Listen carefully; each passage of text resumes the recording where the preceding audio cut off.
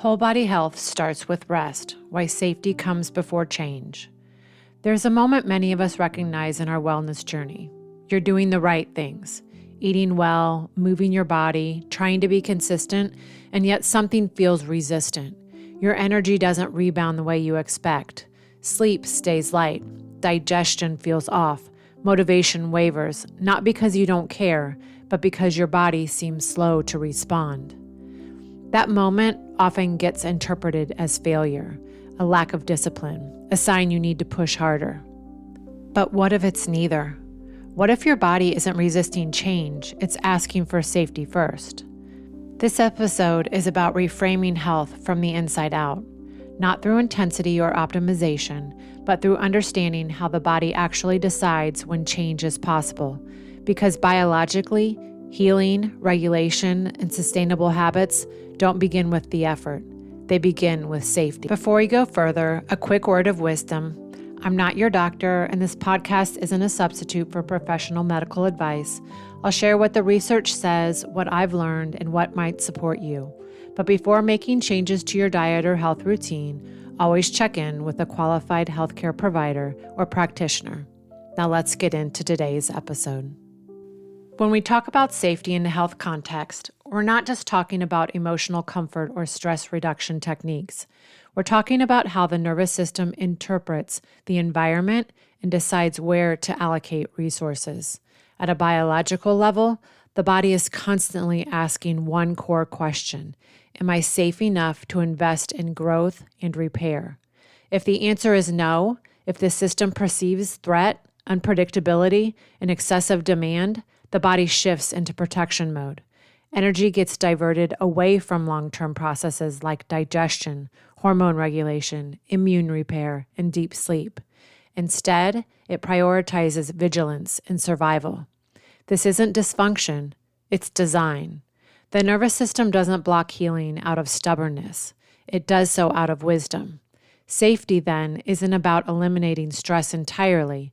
It's about creating enough predictability, steadiness, and containment that the body believes it can afford to soften. Stress often gets framed as something emotional or mental, but physiologically, stress is simply a signal of demand. Too much demand without enough recovery tells the body that resources need to be conserved. And when resources are conserved, change slows. This is why chronic stress often shows up as stalled progress, not dramatic breakdown. You might notice subtle signs: difficulty sleeping deeply, slower digestion, persistent tension, lower motivation, or feeling like every habit requires effort instead of flow. The body isn't malfunctioning in these moments, it's protecting itself. And this is where many wellness approaches go wrong. They try to override protection with discipline, when what's actually needed is reassurance. We often talk about winter as if it creates fatigue or imbalance. But biologically, winter does something more nuanced. Winter reduces stimulation, shorter days, quieter evenings, slower social rhythms. All of this lowers internal input. And when external noise drops, internal signals get louder. If your system already feels steady, winter often feels grounding. But if your body has been running on constant output, winter can expose how little safety it's been experiencing.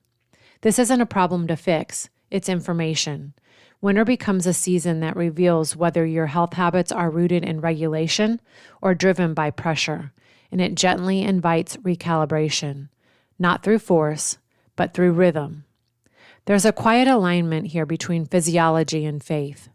Scripture consistently shows that transformation follows security, not the other way around. Provision comes before responsibility, presence before instruction, identity before action. From a biological perspective, the nervous system works the same way. The body opens itself to change only after safety is perceived. This doesn't minimize discipline, it simply puts it in the correct order. Faith reminds us that we were never designed to heal through force. We were designed to heal through trust. That trust doesn't replace health practices. It explains why certain practices work when they're grounded in steadiness instead of striving. Rest, then, isn't indulgent. it's aligned. And choosing gentler rhythm isn't lowering the bar, it's honoring how change actually happens. This distinction matters. Rest is not the goal, safety is. Rest becomes effective only when the body believes it's allowed to power down. Without safety, rest stays shallow. Interrupted sleep, restless evenings, constant mental engagement. When safety is established, rest becomes restorative. This is why people can take time off and still feel wired, or sleep longer and wake unrefreshed. The issue isn't the amount of rest, it's whether the nervous system trusts the environment enough to let go. Safety isn't built through grand gestures, it's built through consistency.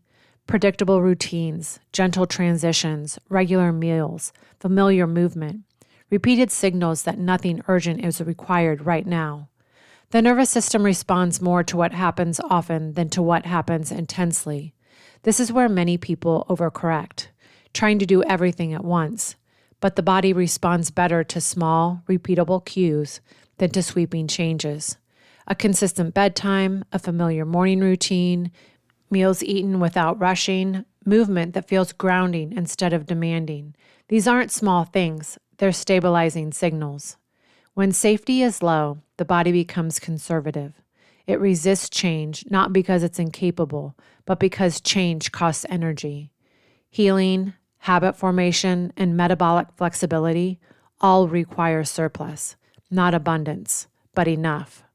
When demand consistently outweighs recovery, the body holds steady instead of moving forward. It chooses maintenance over growth. This is not a personal failure. It's a productive response. Understanding this reframes health completely. Progress doesn't come from pushing through resistance. It comes from removing the need for resistance in the first place.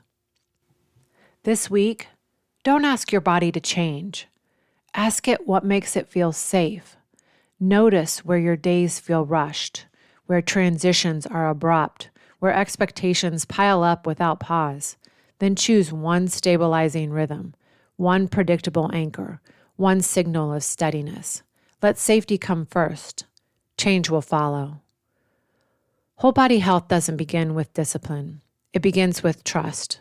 Trust that your body is wise, responsive, and designed to heal when conditions allow. Rest isn't something you can earn after effort. It's something you honor because you're human. And when safety leads, wellness becomes sustainable. As we close, I'll also mention one practical support. Calming environments reinforce regulation. I personally like Grow Casa Organics for simple, non-toxic home and body products that support evening downshifts and gentler routines. I'll drop my link in the show notes with a discount if that's helpful. So remember this week to choose one stabilizing rhythm, one predictable anchor that signals steadiness, that signals safety, so that change will follow. So until next time, friend, stay nourished, stay cozy, and choose wellness one gentle pause at a time.